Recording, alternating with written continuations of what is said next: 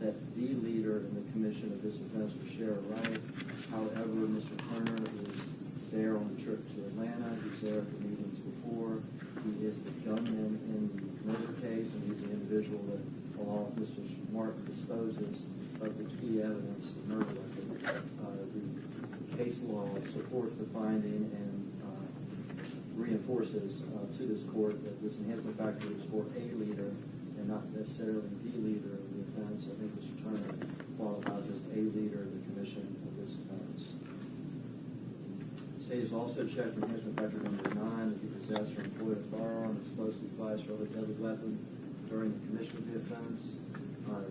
The proof at trial was that Mr. Turner possessed a firearm when he went to Atlanta and entered the house of Lorenzen Wright. That is not an element of attempted first-degree murder and should apply to that charge.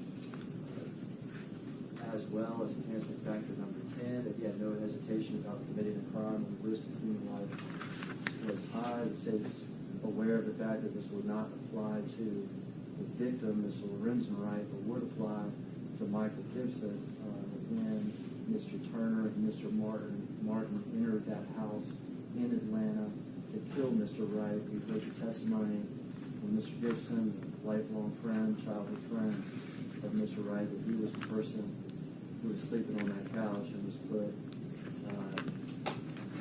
in harm's way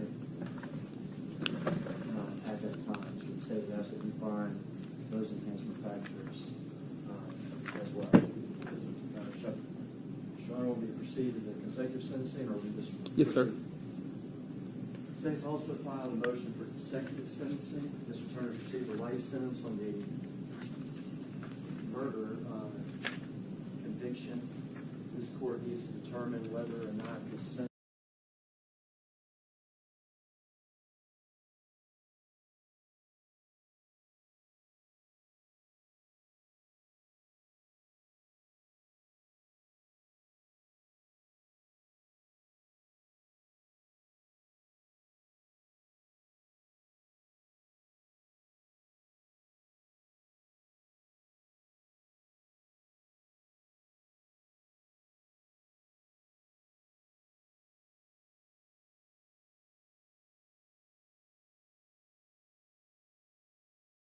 sentences for attempted murder, conspiracy to commit murder, and the 16-year sentence for convicted felon possession of a handgun previously imposed to constitute an extensive criminal record. This defendant has, at the very least, 9 convictions before the convictions in these cases. We ask for little or no regard for human life, no hesitation about committing a crime in which the risk to human life is high, and related mandatory findings that consecutive sentences reasonably relate to the severity of offenses, and that they're necessary to protect the public from further criminal activity of the defendant. No need to rehash all the facts of this trial, but the testimony and the proof was, and we can put different words to it, that Mr. Turner was essentially a hitman. He was recruited by Ms. Wright at least 2 meetings at her house when, in cold blood, they discussed the murder of Lorenzen Wright. According to Jimmy Martin's testimony, they also discussed when and where this should happen. They concocted a plan, and they executed it, and Mr. Turner was, in fact, the executioner. Proof at the trial was that on the first attempt, these individuals, Mr. Turner and Mr. Martin, drove to Atlanta and entered the house with guns in their hands through an unlocked back window to kill Lorenzen Wright. And then ultimately, Lorenzen Wright was lured out to this small road where the hitman was waiting. The incident began in the street, and the hitman, Mr. Turner, pursued Mr. Wright over the barbed wire fence, standing over him, shooting at least 9 times with a 9mm firearm, killing Mr. Wright. dangerous offender, I think there can't be any argument with regard to that. Is a sentence of consecutive sentences, does that reasonably relate to this type of criminal, violent, murderous conduct that a hitman commits? I think there can't be any argument to that. Whether or not consecutive sentences are necessary, they're not necessary in a case where a man plans the murder of an individual in cold blood, attempts to do it twice, succeeding the final time, stands over him and shoots him at least 9 times. I don't think it's necessary to protect the public from this man. With regard to a recommendation of sentencing, with regard to a recommendation for an amount of time. Okay, for the record, are you submitting to the court that he has arranged one offender, multiple arranged 2 offender, or persistent offender based, or career offender based on his record? He's arranged 1 offender for the Class A felonies. Yes, sir.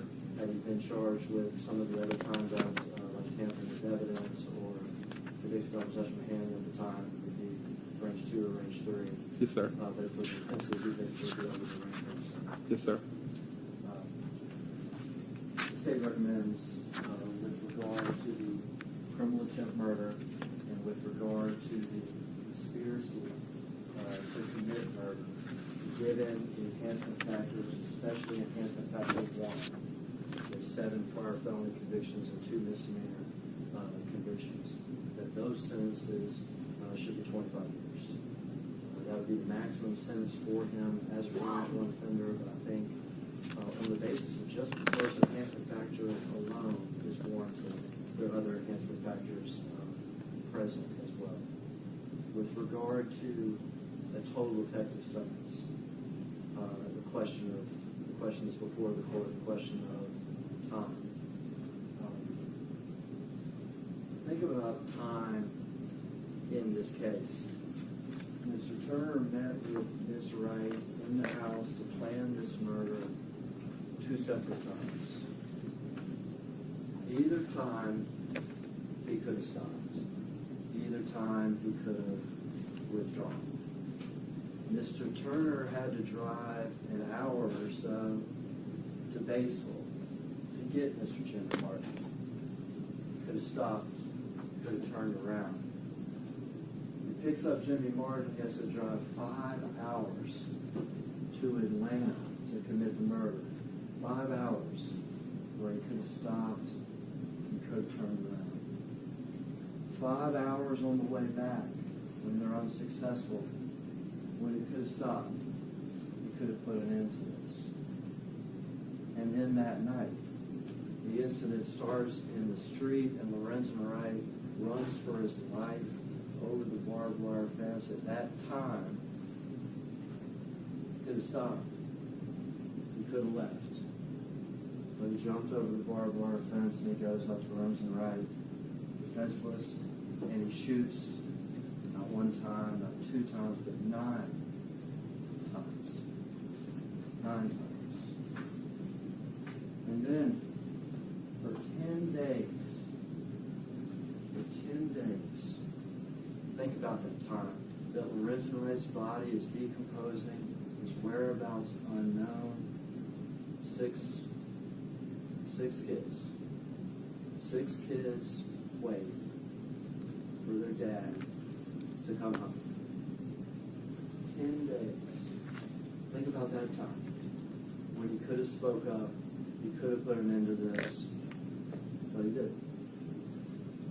And then, 7 years. 7 years of time.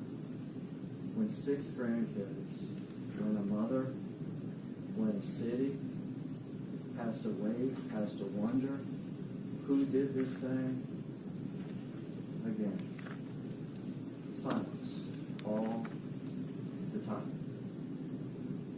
And now before this court, finally, after a trial, after the evidence, one last time to assume some responsibility. But instead, Your Honor will see the statement that he gave to the court in this pre-sentence report. which he states the court was against him and he was framed for this murder. Time. All the times he could have stopped. All the times the family, the grandkids, the citizens were put through hell. When Your Honor is considering the time to give Mr. Turner, I want Your Honor to consider the time and times that you've heard about in this case. What the state is recommending, Your Honor, is to sentence Mr. Turner to 25 years for the criminal attempt murder for the separate attempt to kill Lorenzen Wright, consecutive to his life sentence. We're asking you to impose the 16-year sentence on the convicted felon possession of a handgun, which is an offense that occurred some 7 years after the homicide, to run consecutive to that 25-year sentence. We're asking, Your Honor, for an effective life sentence plus 41 years, with the 25 years on conspiracy to commit murder to run concurrent. So we're asking you for life plus 41 years with regards to this case to redeem some of this time you took. Never redeem the time you took for Lorenzen Wright, but for all the victims in this case, all the family members, the citizens who met this. We feel that's what's just. Mr. Hagerman, thank you. Ms. Perry, in the state was in opposition to the notice of enhancing factors rather, and also the notice to seek consecutive sentencing.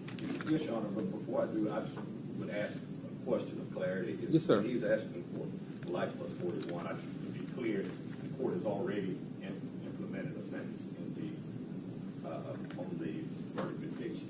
Is he asking for life plus? No, what Mr. Hagerman was asking for, he's already been sentenced to life. Okay.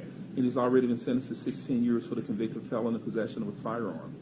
So what Mr. Hagerman is arguing today is that on the other two counts for which he has not been sentenced, count 2, conspiracy to commit first-degree murder, and criminal attempt first-degree murder, Mr. Hagerman is asking the court to sentence Mr.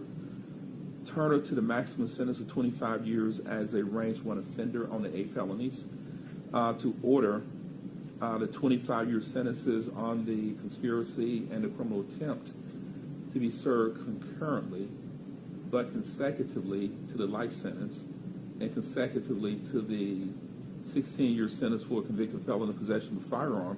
Mr. Hagerman was asking the court for an effective sentence on this indictment, as well as the indictment that he pled guilty to prior to trial about 2 or 3 years ago, asking the court for an effective sentence of life plus 41 years in prison. Yes, sir. I wanted to make sure I had the Yes, right sir. numbers. Yes, sir. Absolutely. Yes, sir. May it please the court. Yes, sir. First off, as to the statement from Mr. Bora, Mary and I would tell the court that I would like to at least draw emphasis to the fact that as Mr. Hagerman pointed to one portion of the pre-sentence report regarding the statement of Mr. Turner, Mr. Turner's statement being that, of course, we see trials differently and results thereof differently and plans to appeal. So his statement was not one that would have accepted responsibility, but he did also look at that full statement given to the officer regarding it. If you look at the second page, which would be Top of paragraph. I think it's page 4. Page 4, top of the first paragraph, page 4. Yes, Your Honor, where it starts off, the defendant's version. That he's Also, sorry for the loss of the family. Correct. Yes, Sorry for the loss of the family of Lorenzen Wright, but I am also sorry for the loss. I'm sorry, but I am an innocent man in this case. Jerry Martin and his friends are killers in this case, etc. I say that to say this, that we do plan, of course, in future hearings to put forth what we believe as the factors that should be relevant to trying to perfect an appeal. Yes, sir. And for the sake of this hearing, I say that I did my response. This is oftentimes in a trial, for a trial attorney, if you're victorious, you move on. If in part or in whole you're less than victorious, you're standing here in a position of saying, well, consider X, Y, Z, but also consider the fact respectfully that my client is not accepting responsibility or being remorseful in the sense that he is saying that I did so and so, but as if it was a plea hearing. In this instance, we do maintain the innocence of Mr. Turner. Trials are trials. Sometimes they change the results down the road, etc. And with that in mind, I do want to just be clear that when that pre-sentence report and statement was made, he was in no way trying to be disrespectful to the memory of Mr. Wright. We understand the impact that he had not only on his family, but as well as on the community, and just in general, and not only in this community, but nationally. Yes, sir. He's a figure that's known across this country and sports fans across the world. Because Mr. Hagerman went into aspects of the proof, just briefly, and I'm not going to go, this is not the proper setting for that, but I will say, particularly with the statements regarding the leadership role or partial leadership role, there was no testimony from either of the witnesses saying that at any time that Mr. Turner put forth an idea to anybody. So if you're looking at the evidence in the light most favorable to the state's position as it relates to sentencing, there's been nothing that was offered by either of the witnesses that the state really relied on, that being the cousin of Ms. Sherra Wright, as well as I'm assuming unindicted co-conspirator, Mr. Martin, who indicated his version, but he never said that Mr. Turner talked to him. He said that they went on a trip and really didn't talk about anything. There was no testimony that Mr. Turner laid out the plan regarding an apartment or a place where Mr. Wright was supposed to live in Atlanta. There's no testimony regarding from the cousin that Mr. Turner at any point in time tried to lay out a demand, tried to lay out an amount of money, tried to in any way entice anybody or recruit anybody to be a part of this scheme that, according to the testimony of both individuals, was the brainchild of Mr. Wright's dead wife and subsequently ex-wife, regarding the plot or the motive that she would have had, not anything that Mr. Turner is accused of, or that any of the witnesses at any point in time have indicated effectively to this court any sort of a leadership role as it relates to the enhancement factors. And going back, I guess I'll just go by line from the position of the state, the motion for consecutive sentencing, where I think he notes factor 2, the defendant is an offender whose record criminal activity is extensive. In my reply, I conceded that fact, but I also brought to the court's attention the time span and the gap in time as it relates to the offenses that, according to the pre-sentence report, would have shown an age from the offense dates that indicated that Mr. Turner was age 20 and age 21 for the offenses that make up the bulk of what the court is considered today, and the effective sentencing date for those various offenses, some of which occurred according to the report and the records on the same day, but he pled guilty to those sentenced on one particular date by the court, effectively two cases that involved multiple, accusations, etc., and gave him a number of felonies at that particular point in time. Nobody is here to diminish that. I think that the record is clear that from the time frame that Mr. Turner exited prison based on those initial cases, which I think would have been in 1995, until the accusation in this case, which would have been in July of 2010, there was no alleged criminal activity leading up to that time. I know that previously, when we had a bond hearing before, there was consideration regarding the fact that there was an indictment related to the possession of a firearm. It wasn't a handgun, but it was in relation to the possession of a shotgun found in the home of Mr. Turner at the time that he had been arrested on this case, to be brought to the attention of the investigators themselves.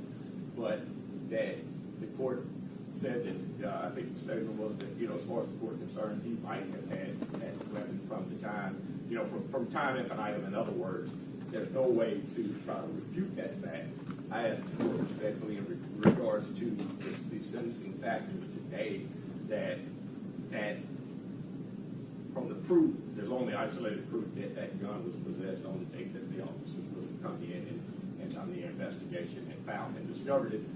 He came to the court and took his responsibility for it, looked the court in the eye and said, you know, the time that we've negotiated, he's willing to accept, and we move forward in anticipation of his trial date in this case. With that in mind, the factors that went into that, or the consideration for the consecutive sentencing factors, I respectfully say to the court that the possession of a firearm event would have been not in, I guess, in spatial time connected to this case. There's no finding that he possessed a firearm other than the proof that was elicited at trial, that I respectfully say that there was less than clear, at least to me, from the answers given by the only person who talked about whether or not a firearm was directly in the possession of Mr. Turner, which would have been the unindicted co-conspirator that testified, saying that he went to the residence, and from his memory, Mr. Turner had a weapon and he had a weapon, which was, I think, inconsistent with what he had stated earlier to the law enforcement officer. That stated, that goes into a factor that I think the state is relying on, which was the non-hesitancy, or the defendant is a dangerous offender whose behavior indicates little or no regard to human life, no hesitation about committing a crime in which the risk to human life is high. So to avoid the merger, I guess, what I call it, factor, that it has to be something somewhat different than the case in which he has been convicted of. The position of the state is that he had no hesitancy, etc. I think that is patently in direct opposition with what the testimony is, and so much that from the witnesses, if you take it in the light favorable to the state, the testimony from their witnesses was that once they saw this other individual, that there was no attempt on that person's life. There was nobody that shot at that person, nobody hit that person, nobody did anything to disturb that person. In fact, it's our understanding from the testimony that the only time that he knew that, according to witnesses, that he being, I think, in the discovery pack, he was described as a bald-headed gentleman on a couch from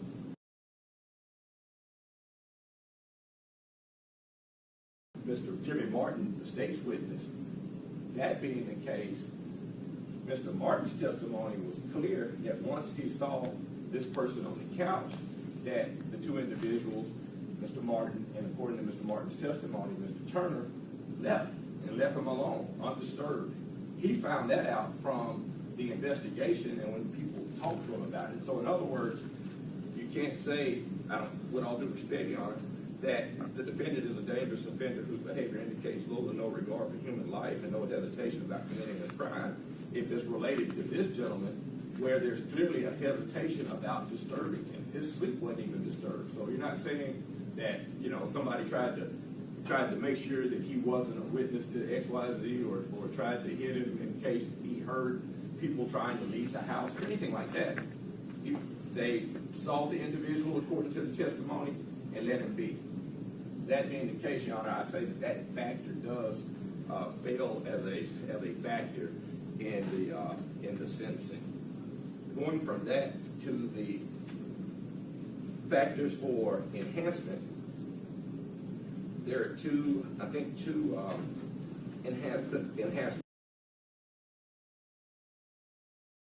on the first page.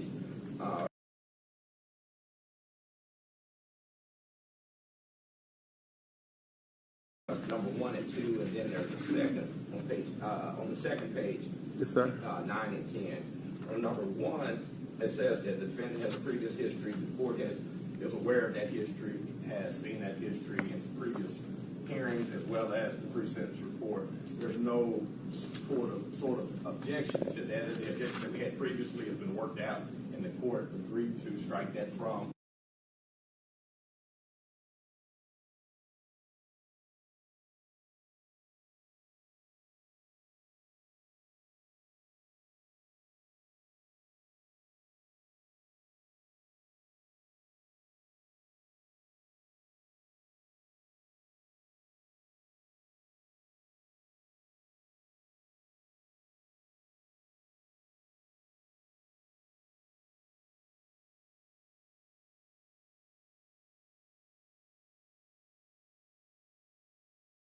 consideration. But that said, there's no way to change the fact that he does have a number of felony convictions, prior felony convictions.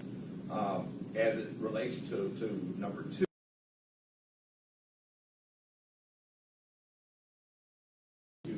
the Atlanta trip, and according to the state, the testimony, I think, was somewhat contradictory when related to the statements that had been given previously. But that said, there's no objection to the fact that he did, during trial, he being Mr. Martin, indicated there were firearms when they went on that trip. But number 10, the defendant has no hesitation about committing a crime when the risk to human life was high. I reiterate the previous objection.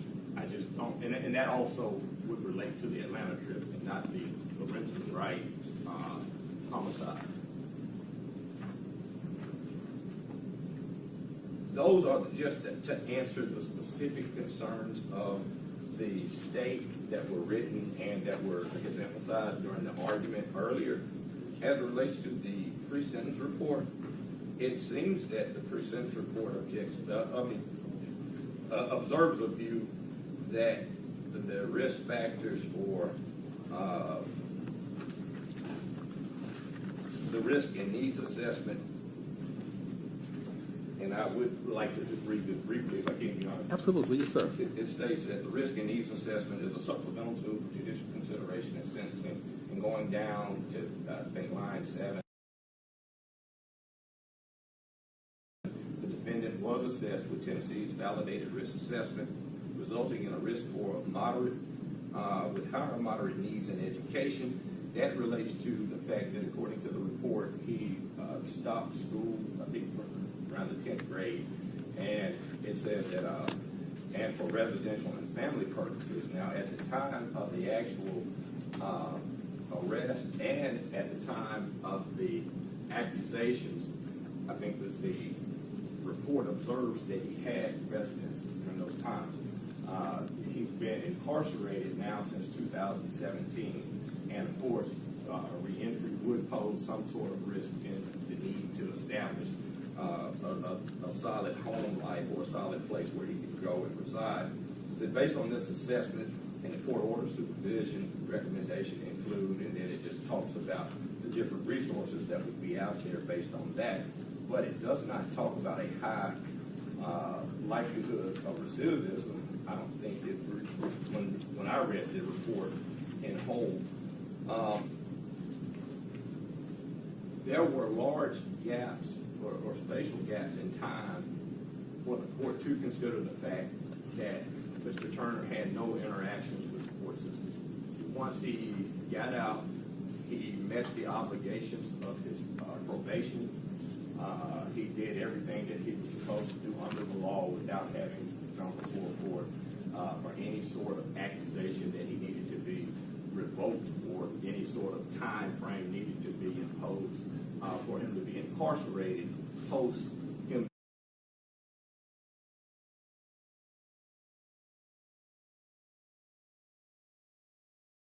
during his time back during the 1990s.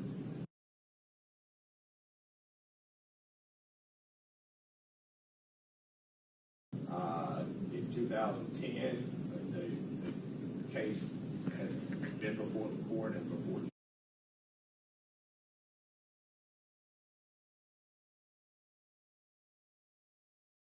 jury. Of course, he was found guilty by a jury.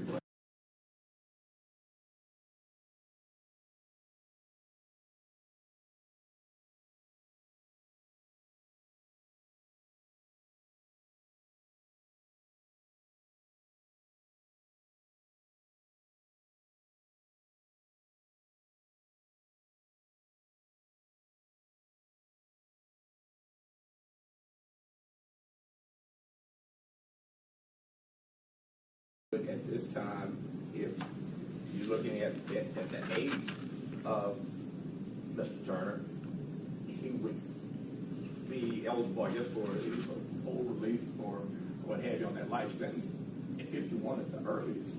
If, with considering that and his age, the ability to at least have that much to look forward to if he's that old, at the time, he's 50 or 51 at this right now. So you're talking about a person who is looking at a substantial or has a substantial sentence as it speaks. And whatever the court implements as far as a sentence, we respectfully ask that the court could run it concurrent in this case, incentivize the correct behavior if the Court of Appeals or the Supreme Court did not take our motions regarding, or our pleadings rather, regarding appeal in the light that we think that they should be taken, and that incentivizes him getting education behind and living a life while he's incarcerated with something to look forward to.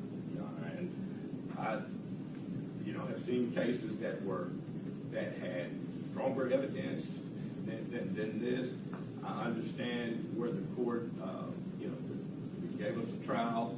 We were found guilty by a jury of peers from Shelby County.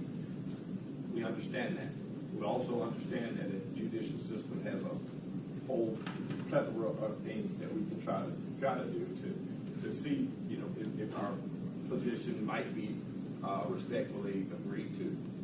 That stated, for the sake of this hearing, I am of the mind that Mr. Turner has not lived the type of life that poses or shows that the type of danger that the state has elicited outside the scope of the concerns from this court from this case rather. There's not evidence that shows that from 92 until 2010 he was getting in and out of trouble, and from the point of 2010 to 2017 that he's been doing likewise. He's been gainfully employed. He's paying his own way. When they came to his home, the illegal item there, the shotgun, was in the back of the closet. There's no evidence that it had ever been used against anybody.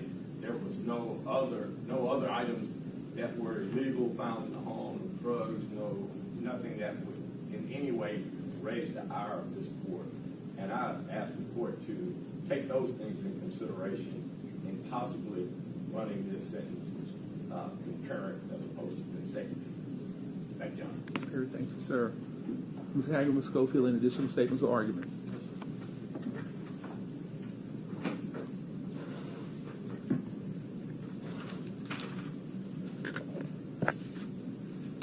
For the record, the court makes the following findings. All parties are stipulating that for purposes of sentencing on a Class A felony, Mr. Billy Ray Turner does not have sufficient B or C or A felony offenses that would enhance the Class A felony, so it's been sentenced as a standard range 1 offender. For those convictions of conspiracy to commit first-degree murder and criminal attempt first-degree murder, range of punishment as a standard range 1 offender is 15 to 25 years in prison. The state is asking the court sentence Mr. Turner to the maximum of 25 years on both of those counts, to run those counts concurrently, but consecutive to the life sentence and consecutive to the 16-year sentence that he pled guilty to for being a convicted felon in possession of a firearm about 3 years or so ago. If my memory serves me correct, this case was set for trial. Ms. Turner entered a guilty plea and accepted responsibility for that offense 1801702. The date of that conviction was June the 17th, 2019, 3 years and about 2 weeks ago. And for the record, the court makes the following findings. They have considered all those factors pursuant to Tennessee Code Annotated 40-35-210 that the court has considered the evidence that was received at trial and at sentencing hearing. I considered the allocution that was made by Ms. Deborah Marion regarding how the killing has affected her family, herself, her grandchildren. And I'm going to briefly summarize, and Mr. Perry is 100% correct. The jury found Mr. Turner guilty. Mr. Turner takes exception to the jury's verdict, and he should. He's not required in a pre-sentence report to show remorse. He's not required in a pre-sentence report to say, I committed this crime because it would probably adversely affect his appeal. In fact, I'm sure that probably Mr. Perry and Mr. Thomas would have told would have told Mr. Billy Ray Turner, don't talk to anyone about the facts of this case in this report that say it has to. Tennessee Department of Correction, Board of Probation and Parole has to conduct a sentencing report in order for the court to conduct a sentencing hearing. But I'm sure his lawyers would have told Mr. Billy Ray Turner, do not discuss the facts of this case with anyone. He said some things in the pre-sentence report that he should not have said. Those are unsworn allegations, so I cannot take those into consideration of sentencing and will not take it into consideration because those are unsworn allegations. He's not testified to that under oath. If he wanted to make an allocution in court, he can allocute anything that he wanted to, would also be an unsworn allegation, would not be subject to cross-examination or questioning by this court or by the state, or even questions from his lawyer. Mr. Turner, I'm going to consider this to be an unsworn allocution that Mr. Turner can make any time at trial or sentencing, would not give it any weight at all for any purposes at all, because it is, in fact, simply an unsworn allegation, or an unsworn allocution, rather.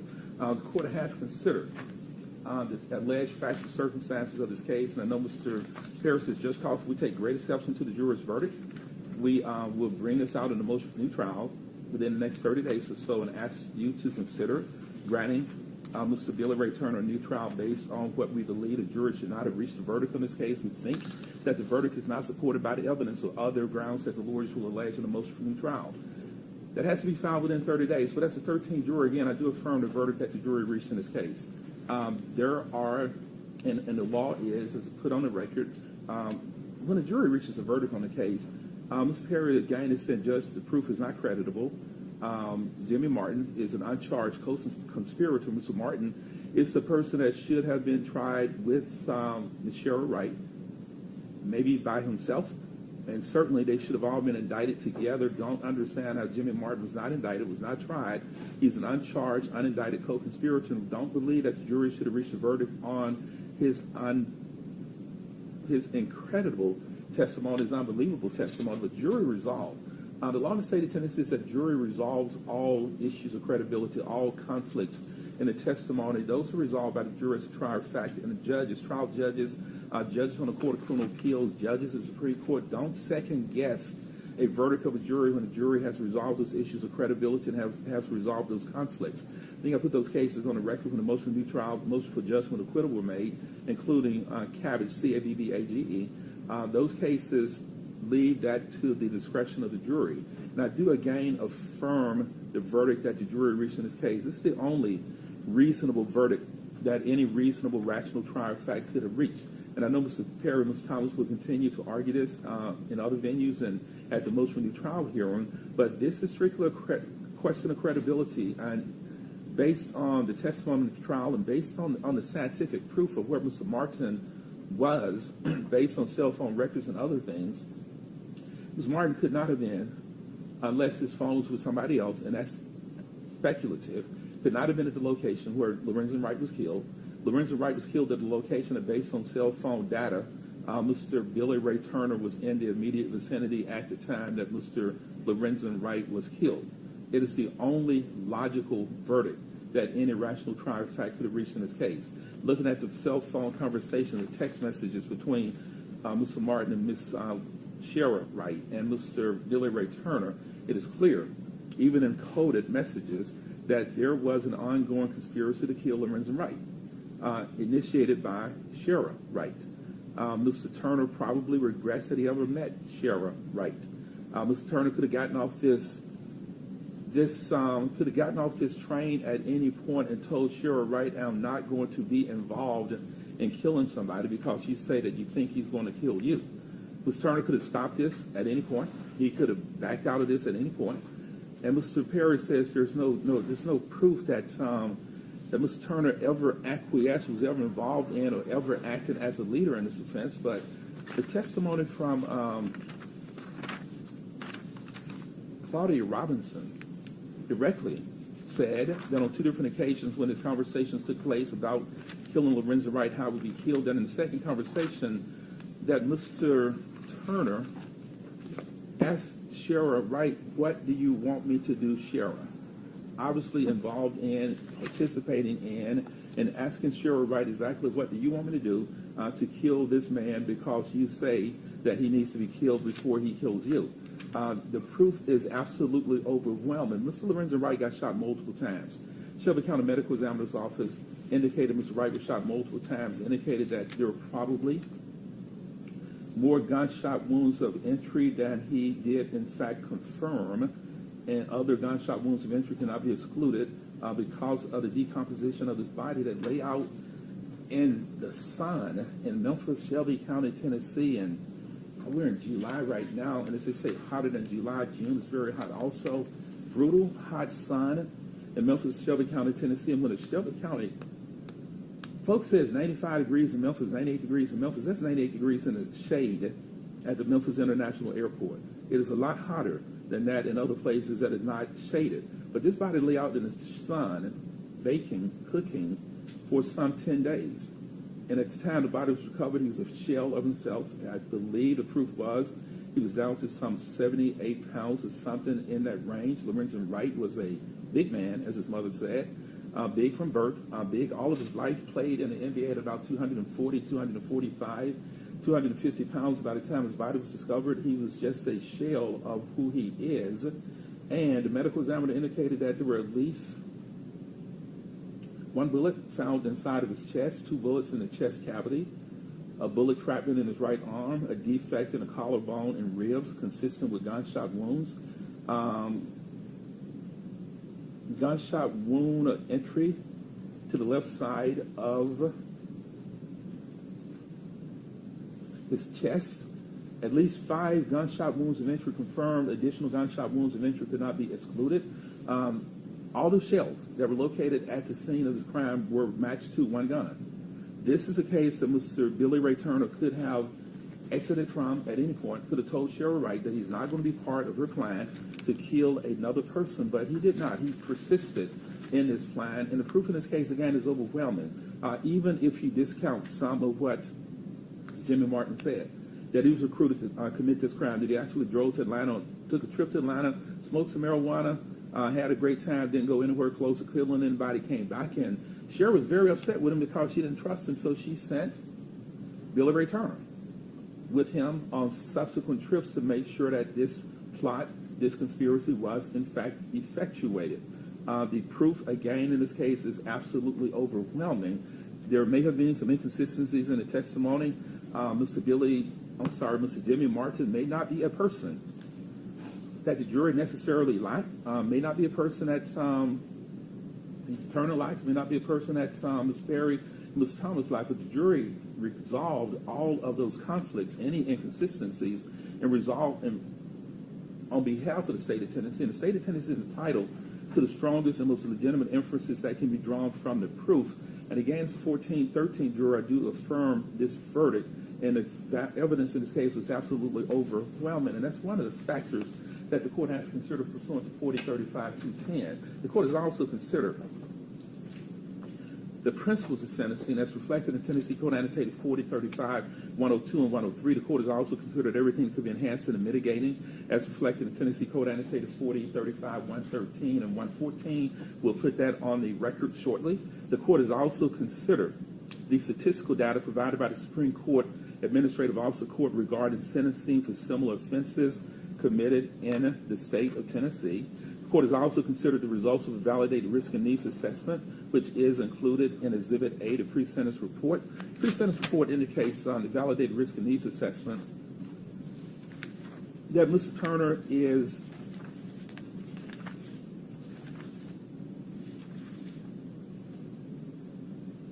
the risk score moderate,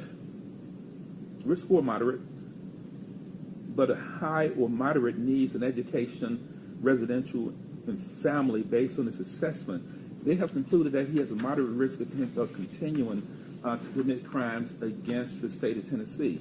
Mr. Turner did not make a statement on his own behalf at sentencing or at trial, so I cannot consider that. And again, the unsworn statement in the pre-sentence report cannot consider that because it's not sworn, and I will not consider that unsworn statement. He chose not to make the statement, which he has an absolute right to do so, and also chose not to make an allocution. And again, an allocution is an unsworn statement that says, let me say whatever's on my mind. Nobody can ask me about it. Lawyers can ask me about it. Prosecutors can ask me about it.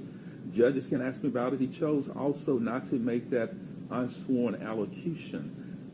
4035-210 and 4035-102 and 103 orders the court to presume that the sentence in the case should be the minimum sentence unless the court finds the presence of enhancement factors, weighing those against anything that might be mitigated. If the court finds that the enhancement factors outweigh any possible mitigation, then the court can adjust that sentence. Tennessee Supreme Court indicates as long as the court articulate reasons as to why a person is sentenced, the court looks at sentences on appeal with a presumption that the sentence is correct, and it will review it for a presumption that is correct and review it to see whether or not the court arbitrarily imposed a sentence without making the proper findings. Abuse of discretion, the presumption that is in fact correct. The court does find that Mr. Billy Ray Turner has a previous history of criminal convictions for criminal behavior in addition to those necessary to establish the appropriate range, and the court gives that finding extreme weight. It gives that finding the most weight that a trial court can when the court reviews Mr. Billy Ray Turner's record. Mr. Turner is 51 years of age.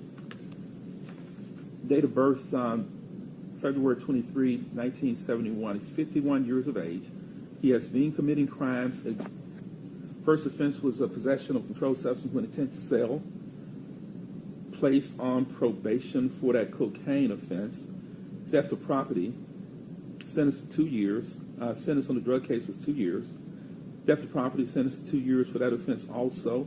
The drug case was February 24th, 1992. The theft of property, December 17th, 1992. Dates of conviction.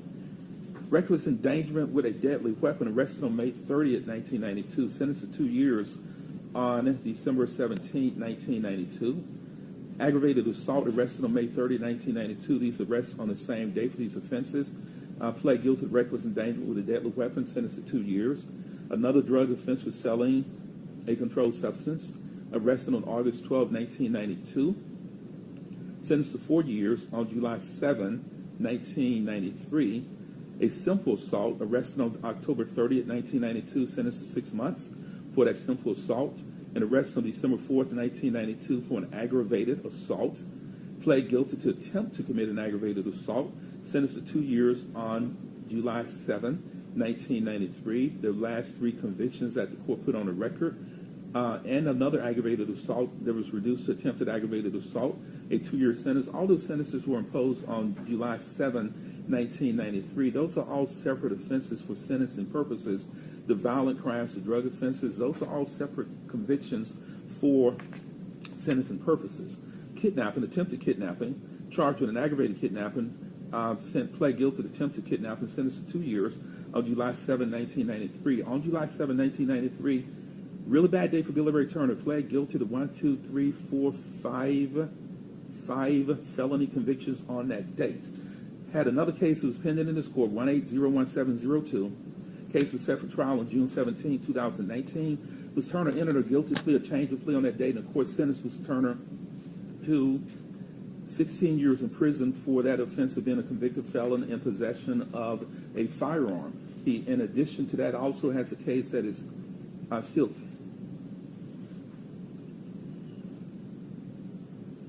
pending in this court, which has not been tried, has not been adjudicated.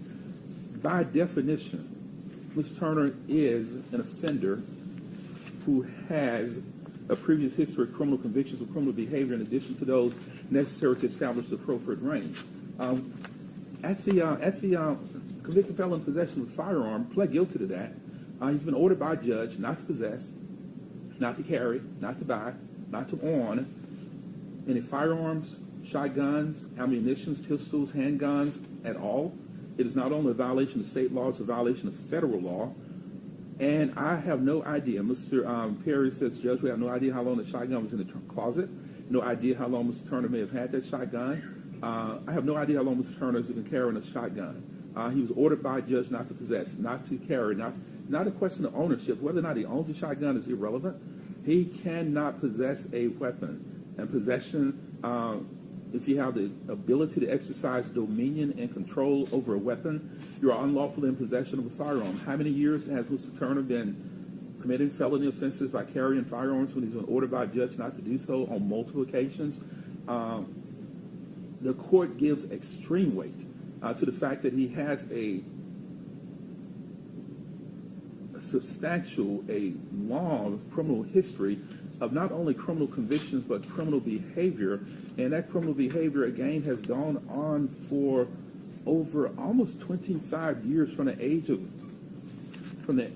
of 20 till he's arrested on this offense. He's been committing crimes against the state of Tennessee for some 25 years. I give that great weight. The defendant was a leader in the commission of an offense involving 2 or more criminal actors. Not the leader, but he was a leader.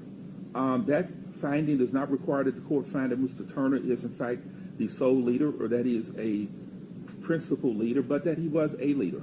And he was in fact a leader in the commission of this offense involving 2 or more criminal actors. They recruited Mr. Turner, Miss Sherra Wright, recruited Jimmy Martin, in this conspiracy to kill a person. And the only, I won't say it makes sense, but the only rationale for this is because Sherra Wright thought that Lorenzen Wright was going to kill her if she didn't kill him first. And for some insurance money, some $1 million insurance policy, I believe, that she had taken out on Lorenzen Wright shortly before his death, lured him to Memphis, sending him very lewd, very offensive text messages telling him to come back to Memphis because, basically, summarized, because it would not publish those words in that text message, that is his woman. He might be with other women, but she belongs to him, and whatever he wanted to do sexually, she would provide it for him and come back to Memphis because all of this, I am your woman. Lured him back to Memphis, got him in Memphis so that he could be killed.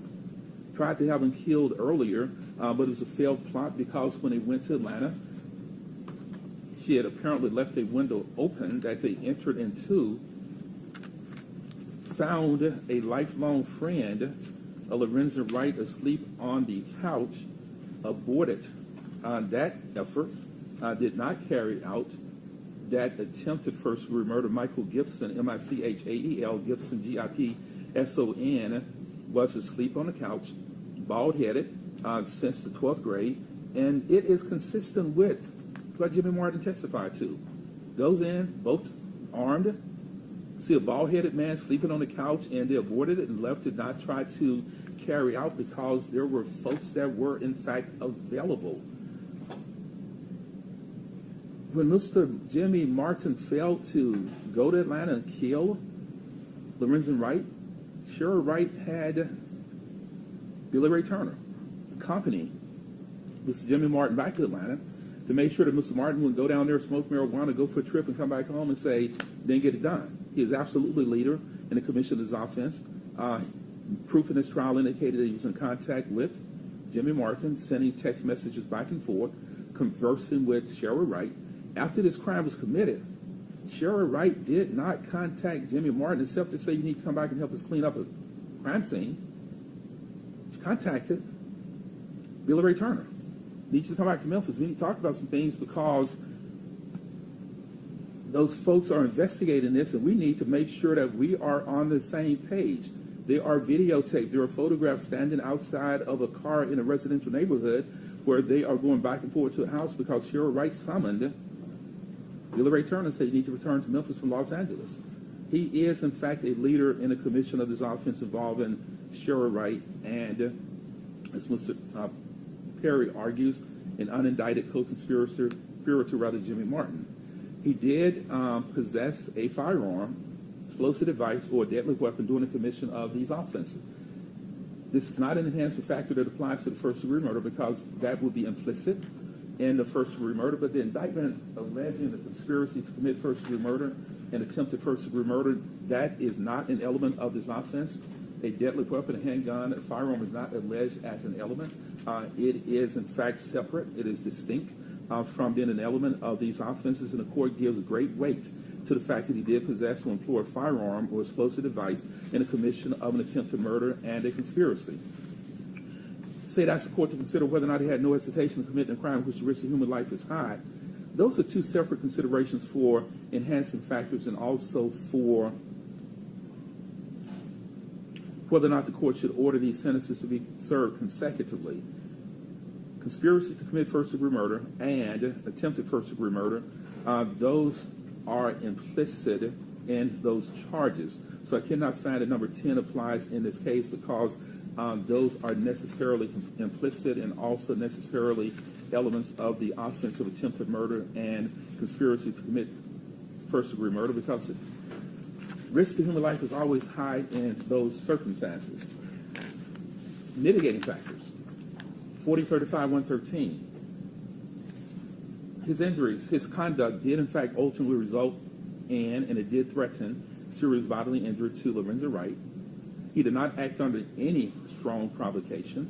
There are absolutely no grounds that exist to excuse or justify his conduct in this case. He did not play a minor role in the commission of this offense. He did not compensate or make a good faith effort to compensate Mr. Wright, Ms. Deborah, Mr. Wright's mother, or any other family members or victims. Did not make any efforts to compensate these folks for the loss that he caused Miss Marion and her family. He did not. He's not particularly young. He's not particularly old that he would lack substantial judgment in the commission of these offenses. He was not motivated by a desire to provide necessities for his family or himself. He was not suffering from any mental or physical condition that would significantly reduce his culpability for this crime. He did not assist authorities in uncovering offenses committed by other persons or apprehending other persons who may have committed other crimes. He did not assist authorities in locating or recovering any property or person involved in a crime. Number 11 says the court has to consider whether or not he is guilty of this offense, having been found guilty by a jury, whether he committed the offenses under such circumstances that are so unusual that it's unlikely that he has a sustained intent to violate the laws of the state of Tennessee. That does not apply in this case because, as court has indicated, Mr. Turner has been committing crimes for all of his adult life. Mr. Paris has just called for there was a period of time where he was not really getting arrested, and all parties have said, Judge, he has 7 felony convictions, but even when I excuse or discard or delete the one that everyone says is not his conviction, I'm counting 9 felony convictions in this pre-sentence report. At least 5 of them, again, were on one day, but I counted 9 felony convictions. Being a convicted felon in possession of a firearm, attempted kidnapping, 2 convictions for attempted aggravated assault, 1 felony drug conviction, 2 convictions for reckless endangerment with a deadly weapon, a felony conviction for another theft of property, and another felony conviction for a cocaine case. 9 separate felony convictions. He has indicated that he, in fact, has a sustained and demonstrated intent to continue to commit crimes against the state of Tennessee, and also has years of carrying a weapon when he was ordered by a judge not to carry or possess a firearm. 12 indicates that the court should consider whether or not he acted under duress or under the domination of another person, even though the duress or domination of another person is not sufficient to constitute a defense. Did he act under the influence of Sherra Wright? Yes. Was it domination, or was it something duress that was so great that it overwhelmed his ability to make rational decisions independent of anything that Sherra Wright might have been doing? Jimmy Martin tried to get off this train. Jimmy Martin says, I'm not going to Atlanta. I'm not going there to kill him. And he was Billy Turner was sent back on another trip with Jimmy Martin. Says, make sure he gets this done because I don't trust Jimmy Martin to do this. Jimmy Martin says, I'm not killing anybody. Jimmy Martin, on the date that says we're going to kill him, he's coming to Memphis. Need you here, need to be part of this ongoing conspiracy.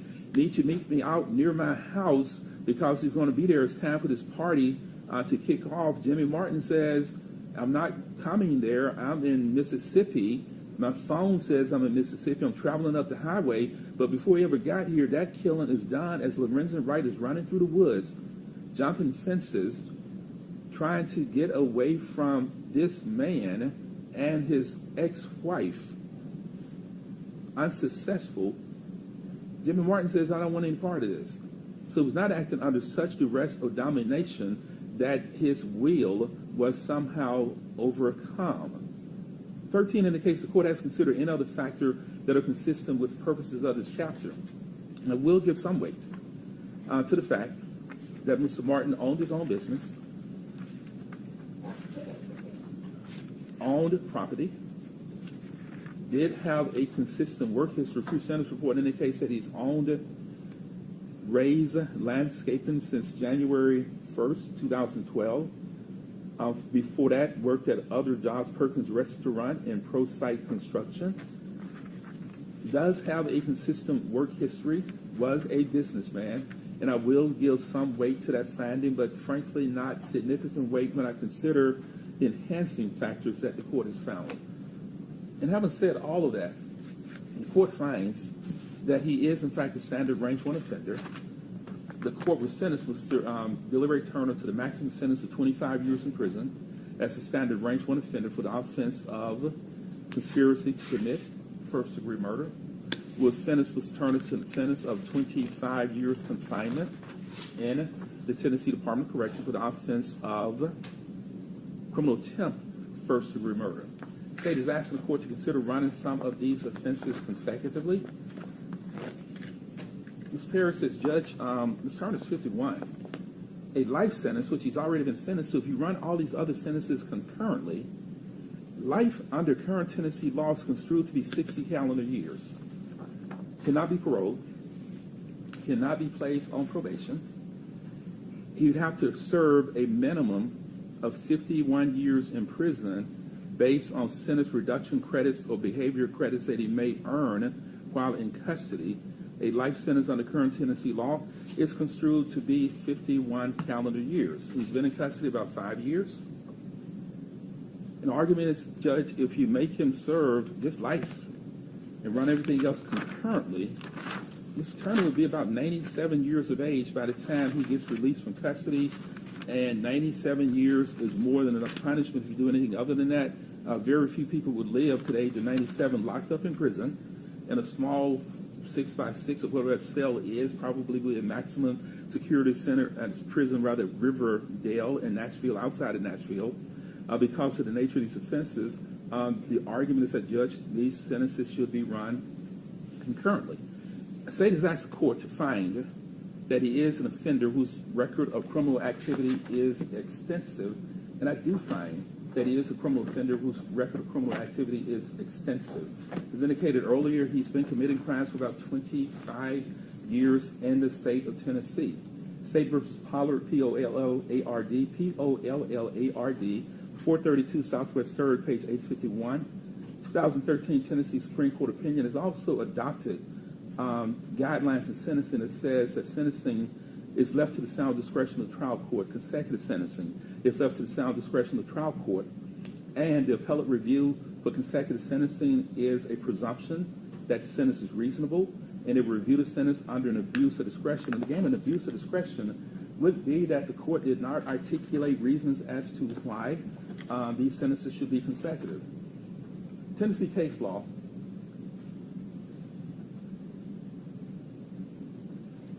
says that when the court looks at consecutive sentencing and whether or not his record of criminal activity or criminal convictions is extensive, this factor has been interpreted to include not only the convictions presently before the court, but also prior arrests or prior convictions.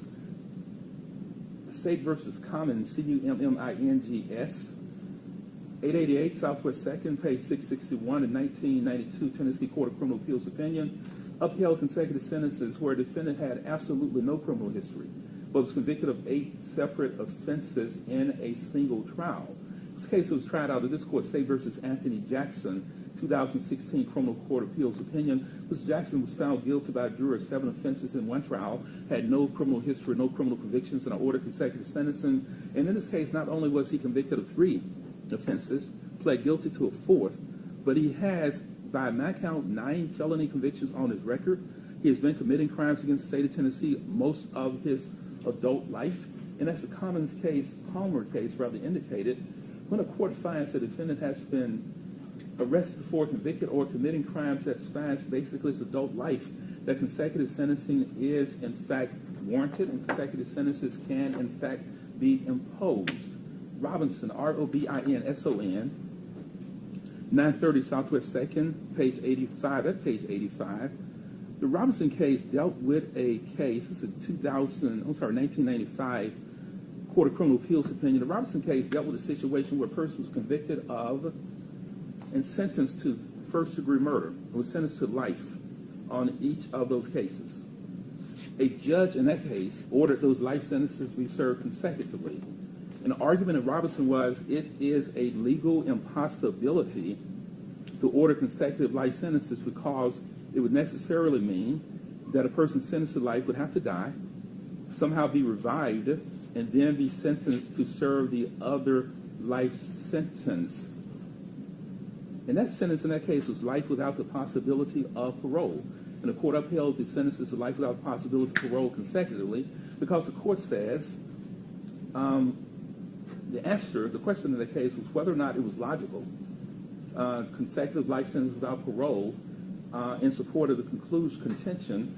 The defendant in that case asked whether a person can be declared legally dead, then be brought back to life to serve his second sentence of life without parole. And the court answered in Robinson that we answer that question emphatically, that consecutive sentences are warranted because an appellant is not entitled to a free crime. That was the ruling out of Robinson, that if a person is committing separate offenses, the legislature has determined that these are separate crimes that should be punished separately. An attempted murder is separate, it's a different offense from a murder. Conspiracy is a different offense from attempted murder and first-degree murder. The court in Robinson has made it clear that a person should not be afforded an opportunity to get, in the court's word, a free crime because the argument is that it is illogical to have a person serve life sentences consecutive to life without parole, or in this case, life consecutive any more time, because at his age, Mr. Turner will probably never be released from prison. He committed separate crimes. Our legislature has adopted the Blockberger, B-L-O-C-K-B-U-R-G-E-R test that says if the elements are different, the crimes are different, then a court in its discretion can in fact impose separate sentences and can order that those sentences be served consecutively. The state is also asking the court to consider whether or not the defendant is a dangerous offender whose behavior indicates little or no regard for human life and had no hesitation in committing a crime in which the risk of human life was high. And again, for enhancement purposes, that if it's implicit to the crime itself, the court cannot consider that for enhancement purposes. But for consecutive sentencing purposes, those are separate things that the court, in fact, can consider separately if it, in fact, raised or proved by the proof in this case or at the sentencing hearing. Mr. Billy Ray Turner had absolutely no hesitation in committing a crime in which the risk of human life is high. Chased Mr. Lorenzen Wright through a wooded area, went to Atlanta.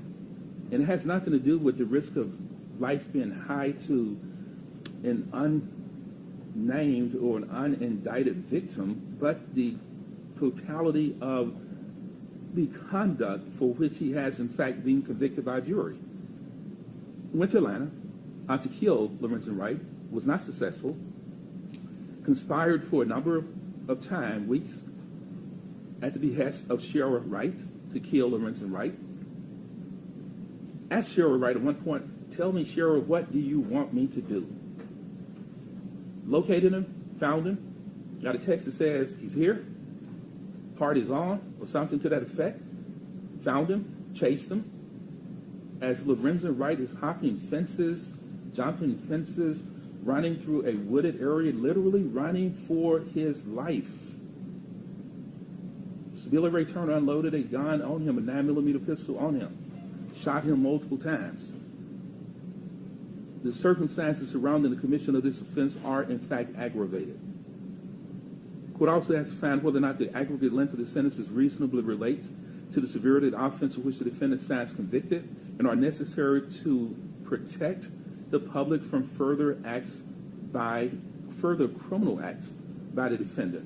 Not further criminal acts of violence, but just further criminal acts, and that's State versus Wilkerson, Wilkerson, 905 Southwest 2nd, page 933, 1995 Supreme Court opinion, Tennessee Supreme Court opinion. Those are known as the Wilkerson factors, and the court does again find that not only is Mr. Turner a dangerous offender, possess a gun, chase a person with a gun, travel out of state with a gun, with intent to kill somebody, hatch this nefarious plan to kill this man, comes back to Tennessee, where he's set up by Sherra Wright, notified as to where he is, finds him, chases him, kills him, with a 25-year history of committing crimes against the state of Tennessee, including kidnapping, aggravated assault, drug offenses, gun offenses, the three worst combinations that you can think of: guns, drugs, violent offenses.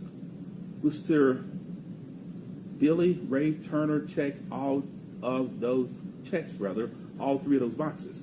He is a dangerous offender. He had no hesitation committing this crime, and he has shown over the totality of his adult life that he will continue to commit crimes against the state of Tennessee. I'm ordering that the life sentence that was imposed at the conviction in this case be ordered to be served consecutively to the convicted felon in possession of a firearm, the 16-year sentence that the court imposed on or about June 17, 2019, 1801702. We're going to order that the two 25-year sentences on this case be served concurrently with one another. I could actually impose those sentences consecutively. Also, the state is recommending concurrent sentences, and that's non-binding on the court. The court could actually order consecutive sentences, but I would not order consecutive sentences on the conspiracy and attempted murder. 25-year sentences, those sentences will be served concurrently with each other, but that 25-year sentence will be served consecutively to count one of this indictment, the life sentence, will be served consecutively to the convicted felon unlawfully possessing a firearm. Total effective sentence of life plus 41 years confinement in the Tennessee Department of Correction. Will not impose a fine on these cases. The court does render Mr. Billy Ray Turner infamous on these convictions for which a jury has returned his verdict of guilt. Will give him all the jail credit that he's been in custody towards the release eligibility.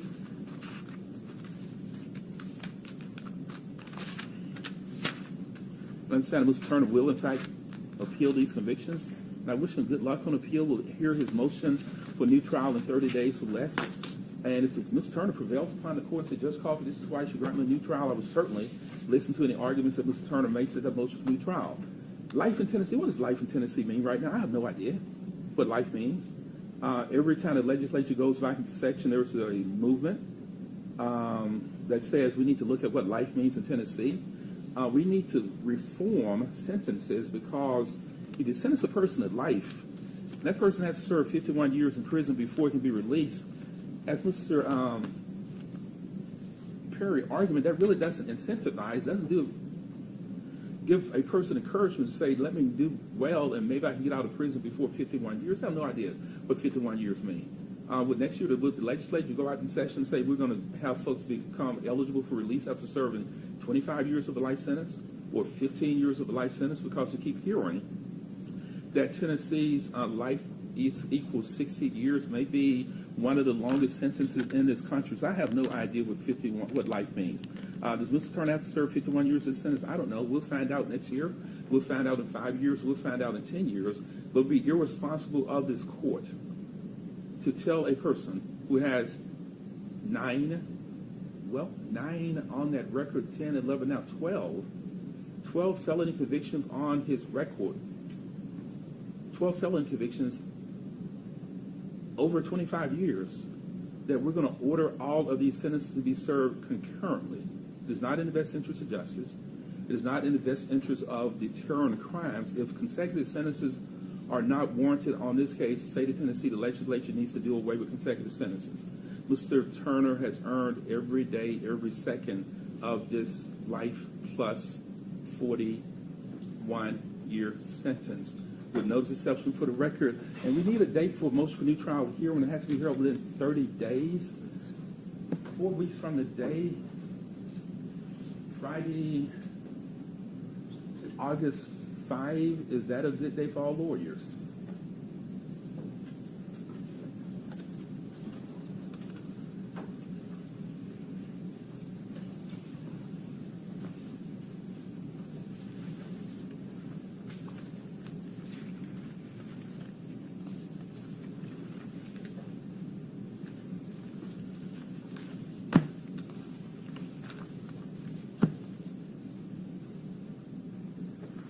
That works for me.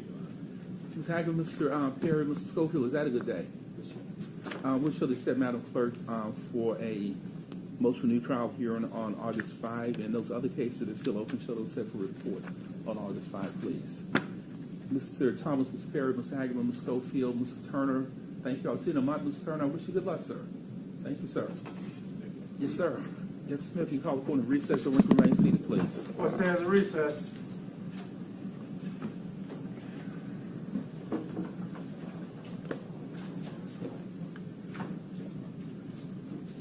Smith. Yes, sir. It's not a court reporter, please, sir. Madam Marks, exhibit B for me. Madam Clerk.